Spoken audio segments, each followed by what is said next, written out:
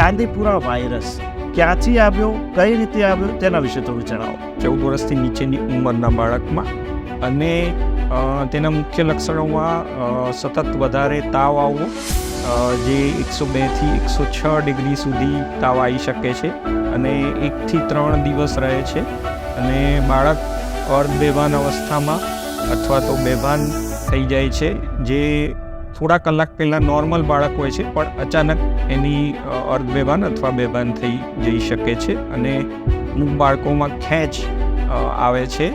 તેમાં ઘણી વખત આ બાળકો કોમામાં પણ જતા રહેતા હોય છે અને તેમનું મૃત્યુ પણ થાય છે. આવું કઈ અવસ્થામાં થઈ શકે?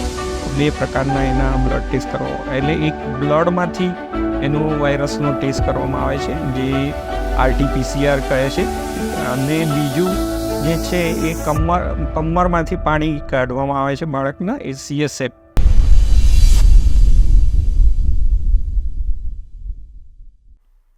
હેલો ફ્રેન્ડ્સ, કુમાર બાયોસ્કોપમાં આપનું સ્વાગત છે. હું છું આપની સાથે કુમાર બારોટ.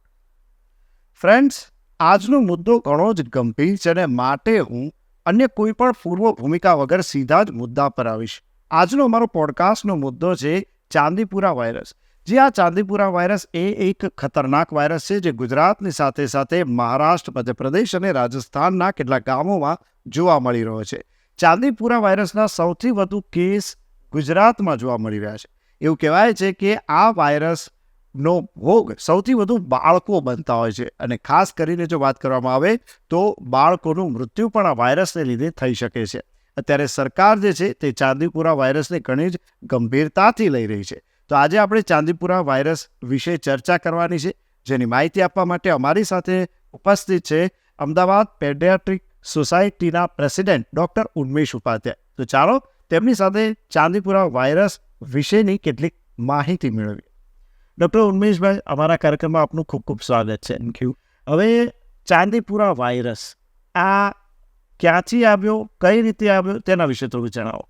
ચાંદીપુરા વાયરસ 1965માં સૌથી પહેલાં એ ચાંદીપુરા ગામ જે મહારાષ્ટ્રનું છે ત્યાં તેમાં એક બાળકને મગજમાં ઇન્ફેક્શન એટલે કે એન્સેફેલાઇટિસ થયેલું, તેનું જે નિદાન થયું તેમાં સૌપ્રથમ આ ચાંદીપુરા વાયરસ એ સૌપ્રથમ એનું જે ભારતમાં સૌપ્રથમ એ વાયરસ કેસ જોવા મળ્યો. જી. અચ્છા, હવે ચાંદીપુરા વાયરસની જો વાત કરીએ તો ચાંદીપુરા વાયરસના લક્ષણો કેવા હોય છે? ચાંદીપુરા વાયરસમાં જે લક્ષણો છે મુખ્યત્વે 14 વર્ષથી નીચેના બાળકમાં જોવા મળે છે, 14 વર્ષથી નીચેની ઉંમરના બાળકમાં, અને તેના મુખ્ય લક્ષણોમાં સતત વધારે તાવ આવવો, જે 102 થી 106 ડિગ્રી સુધી તાવ આવી શકે છે અને 1 થી 3 દિવસ રહે છે અને બાળક અર્ધબેભાન અવસ્થામાં અથવા તો બેભાન થઈ જાય છે, જે થોડા કલાક પહેલાં નોર્મલ બાળક હોય છે પણ અચાનક એની અર્ધબેભાન અથવા બેભાન થઈ જઈ શકે છે અને અમુક બાળકોમાં ખેંચ આવે છે અને આ ઉપરાંત બાળકોમાં ઉલટી અને ઝાડા તેમજ માથાનો દુખાવો જેવા લક્ષણો જોવા મળે છે. સર, મેં એ પણ સાંભળ્યું છે કે ચાંદીપુરા વાયરસ જે બાળકને અસર કરે છે તેમાં ઘણી વખત આ બાળકો કોમામાં પણ જતા રહેતા હોય છે અને તેમનું મૃત્યુ પણ થાય છે. આવું કઈ અવસ્થામાં થઈ શકે?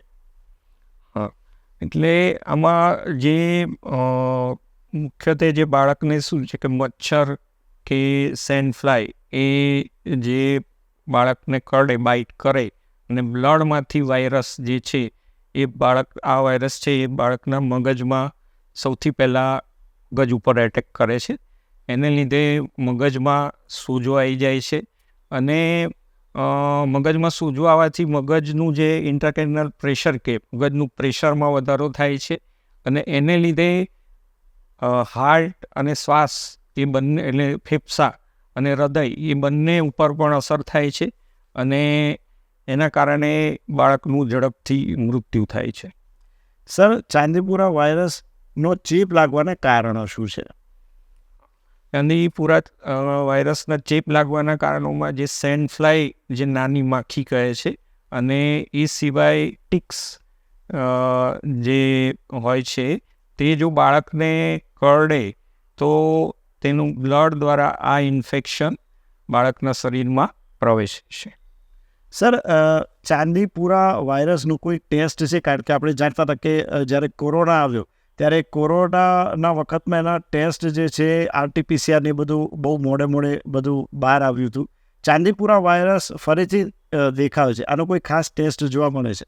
હા, એનો મુખ્યત્વે બે પ્રકારના એના બ્લડ ટેસ્ટ કરવા, એટલે એક બ્લડમાંથી એનો વાયરસનો ટેસ્ટ કરવામાં આવે છે જે RT-PCR કહે છે, અને બીજું જે છે એ કમરમાંથી પાણી કાઢવામાં આવે છે બાળકના, એ CSF, એમાં બી વાયરસ છે કે નહીં એનો પણ ટેસ્ટ કરવામાં આવે છે. એટલે RT-PCR ટેસ્ટ તે કોરોના અને ચાંદીપુરા વાયરસ બંનેમાં કરવા? હા, વાયરલ કોઈ બી વાયરલ ઇન્ફેક્શનમાં RT-PCR ટેસ્ટ થઈ શકે છે. અચ્છા સર, હવે મુખ્ય વાત કરીએ, આની ટ્રીટમેન્ટ બાળકને કઈ રીતે આપવામાં આવે છે? અને આ ચાંદીપુરા વાયરસમાં કોઈ ચોક્કસ પ્રકારની એની દવા કે છે નહીં, પરંતુ એના સિમ્ટમ્સ, લક્ષણો પ્રમાણે એની સારવાર કરવામાં આવે છે. ધારો કે પેરાસિટામોલ નામની દવા જો તાવ હોય તો એ આપવામાં આવે છે. પછી ખેંચ આવી હોય તો એને એન્ટી કન્વલ્ઝન એ દવામાં આપવામાં આવે છે. શ્વાસમાં વધારે તકલીફ થાય બાળકને તો પછી એને જે વેન્ટિલેટર મશીન છે એના ઉપર રાખવામાં આવે છે. અને જો બાળકને બીજું ઇન્ફેક્શન લંગ્સમાં, ફેફસામાં સેકન્ડરી ઇન્ફેક્શન કે એવું થાય તો જરૂર પડે તો એન્ટીબાયોટિક આપવામાં આવે છે. મા બાપે બાળકને કેવા લક્ષણો દેખાય તો તરત જ ડૉક્ટર પાસે લઈ જવું? હા, દરેક માતા પિતાને જણાવવાનું કે એના બાળકને જો એકદમ વધારે તાવ, એટલે 102 થી 106 ડિગ્રી તાવ આવે, કે બાળક એકદમ રમતું હોય અને અર્ધ બેભાન અવસ્થા થઈ જાય કે બેભાન થઈ જાય, અથવા તો બાળકને ખેંચ આવે, તો તાત્કાલિક એ ડૉક્ટરનો સંપર્ક સાધવો જરૂરી છે. અચ્છા સર, પ્રિકોશન રૂપે ચાંદીપુરા વાયરસમાં શું કરવું તેનું અમારા દર્શક મિત્રો સમજાવો. પ્રિકોશનમાં આ જે ચાંદીપુરા વાયરસ છે એ મોટાભાગે આ સેન્ડ ફ્લાય માખીથી વધારે પ્રમાણમાં બાળકના શરીરમાં પ્રવેશે છે. તો એ એના જે અમુક બ્રીડિંગ પ્લેસો હોય છે, કે જે માટીના ઘરોમાં જે તિરાડો હોય છે, કે અમુક જગ્યાએ જે ગંદકી વધારે હોય ત્યાં બી આ જોવા મળે છે. તો આ જગ્યાએ બાળકોએ સામાન્ય રીતે, એટલે ખુલ્લા શરીરે ના ફરવું જોઈએ, એટલે આખી બાઈના કપડાં પહેરવા જોઈએ, જેનાથી આ તે જે છે એના આ માખીના બાઇટ, એટલે એના કરડવાથી એ બચી શકે છે. અને બીજું કે તેમને ઘરમાં એ મોસ્કિટો નેટ, જે ઇન્સેક્ટિસાઇડ યુક્ત, જંતુનાશક દવાયુક્ત જે નેટ આવે છે એમાં સુરવામાં આવે તો આ સેન્ડ ફ્લાયથી બચી શકાય છે.